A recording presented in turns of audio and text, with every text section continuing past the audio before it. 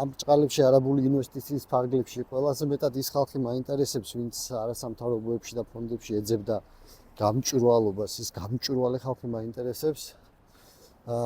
რომელსაც ახლა ეუბნებიან, რომ 7 მილიარდიან პროექტს აკეთებენო, სადღაც 8 ჰექტარზე მეტი უნდა გადაეცეს თითქოს ამ ხალხს.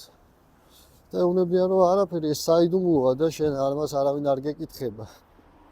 აბა ჩემო მეგობრებო, ამ ხელა ამბავში თქვენი პოზიცია რა არის? ისევ გაინტერესებთ გამჭვირვალობა თუ ამას არა უშავს?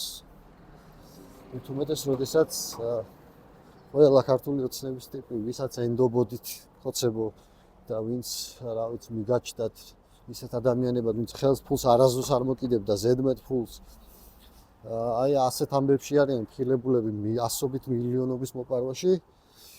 რამდენად გაქვთ ნდობა ახლანდელი მთავრობის და რამდენად სანდოა ის რომ ვიღაცა ფარულად თქვენგან დაუკითხავად ამ ხელა პროექტს აწარმოებს. ხო, აბა მაინტერესებს. ისევ გინდათ გამჭვირვალობა თუ კიდიათ.